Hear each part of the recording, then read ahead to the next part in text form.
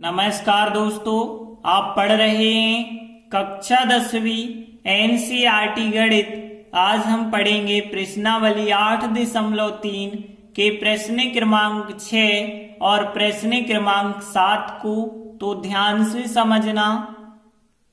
तो देखिए, अभी तक हम पढ़ चुके हैं पूरक कोणों के त्रिकोणमितीय अनुपात वाले सूत्र कौन कौन से होते हैं। 90 - a वाले हमने सूत्र पढ़े थे। और ये ध्यान रखना, सीधे से फार्मूले हैं। यदि साइन का देखें 90 - a में, तो साइन का कॉस हो जाता है कॉस का साइन, टेन का कॉट हो जाता है कॉट का टेन, सेक का कॉसेक हो जाता है और कॉसेक का सेक हो जाता है। तो बहुत सरल है ये फार्मूले। तो देखिए, प्रश्न 6 क्या है। यदि ABC त्रिभुज ABC के अंतः कोण है तो हमें दिखाना है, मतलब सिद्ध करना है कि इसके बराबर ये होता है। तो देखिए, हमें जो बात दी गई है उस बात को हमने लिखा कि ABC जो तीन कोण हैं, त्रिभुज ABC के अंतः कोण है, अंतः मतलब अंदर के कोण।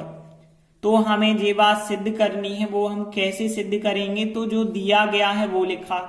अब देखिए, आपको पता है कि त्रिभुज के तीनों अंतः कोणों का योग 180 अंश होता है।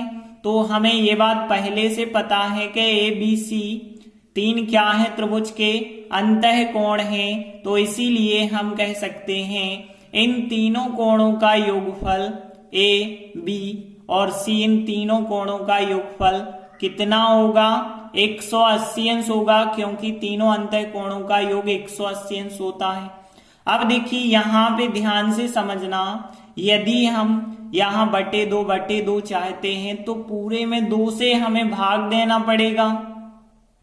तो 2 से भाग देने पर देखिए, जब 2 से भाग देंगे तो A के बटे 2 हो जाएगा, प्लस अब देखिए B के बटे भी 2 होगा और C के बटे भी 2 होगा।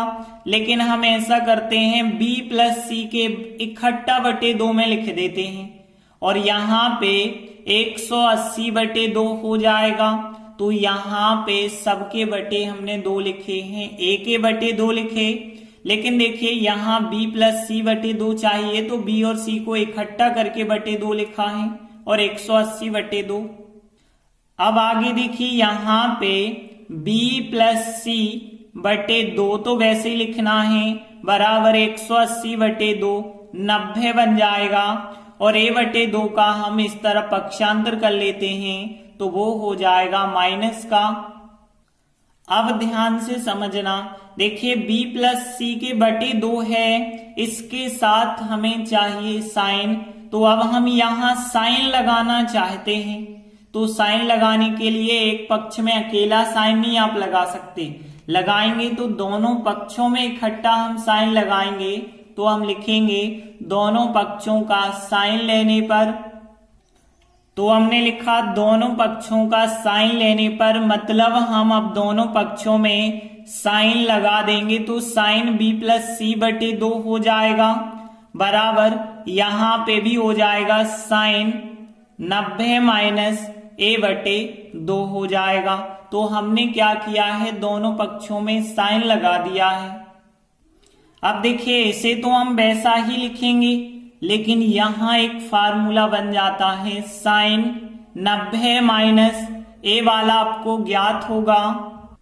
ये वाला फार्मूला साइन 90 - A बराबर क्या हो जाता है, cos A हो जाता है।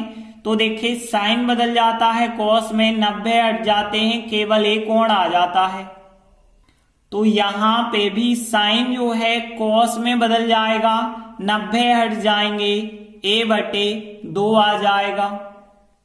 और हमने बगल में भी लिख दिया है कि चूंकि साइन 90 - A बराबर होता है cos A, इसी वजह से साइन 90 - A/2 बन गया है cos A/2। और देखिए, हमें सिद्ध भी बिल्कुल यही करना था कि साइन B + C/2 आ गया, बराबर में cos A/2 ये भी आ गया। तो हम लिख देंगे इति सिद्धम, मतलब यही हमें सिद्ध करना है। तो देखिए, प्रश्न 6 कंप्लीट हुआ। देखिए अगला 7वां सवाल है, साइन 67 अंश प्लस कॉस 75 अंश को 0 और 45 अंश के बीच के त्रिकोणमितीय अनुपातों में कैसे हम व्यक्त करेंगे, ये कहा गया है। तो देखिए साइन 67 और कॉस 75 इन दोनों को हम कैसे 0 और 45 के बीच में लिख सकते हैं, तो 90 - a वाले फार्मूलों का प्रयोग करके। तो ये दो फार्मूले हैं। देखिए यदि हम कॉस की जगह साइन 90 - a लिखें, साइन की जगह कॉस 90 - a लिखें, तो ऐसा होगा कि जो कोण होंगे वो 0 और 45 के बीच हो जाएंगे। तो देखिए हम क्या करेंगे, साइन की जगह पे कॉस 90 - a लिखेंगे। तो ध्यान देना यहां पे हमने लिखा इस साइन की जगह पे कॉस 90 - 67 लिखा। ध्यान देना क्या कर रहे हैं आप कि साइन की जगह कॉस लिख रहे हैं, 90 - a का a लिख रहे हैं। अब देखिए यदि आप यहां वापस फार्मूला लगाएंगे cos 90 - a, तो यहां sin a ही बनेगा और फिर प्लस, अब यहां cos है, cos को बदलेंगे तो इस प्रकार से आएगा, तो cos की जगह आ जाएगा sin, और यहां भी 90 - a आएगा और a कितना है 75 है, तो 90 - 75 अंश आएगा। तो यहां पे क्या क्या हमने किया है, साइन की जगह cos और 90 - 67, फिर cos की जगह साइन और 90 - 75। अब देखिए ऐसा करने से क्या होगा, अब यहां पे देखिए cos 90 में से 67 को यदि हम घटाएंगे तो कितना आ जाएगा, 23 अंश आ जाएगा, प्लस साइन लिखा हमने, अब 90 में से 75 को घटाएंगे तो कितना आ जाएगा, 15 अंश आ जाएगा।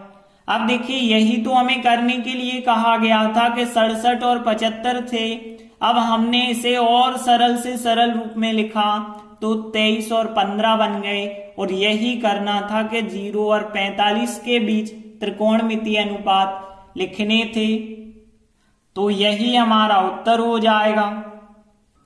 और हम अंत में लिख सकते हैं, अतः जो अभीष्ट त्रिकोणमितीय अनुपात के पद हमें व्यक्त करने थे वो cos 23 प्लस sin 15 में होंगे। इस प्रकार से प्रश्न 7 भी कंप्लीट हुआ। धन्यवाद।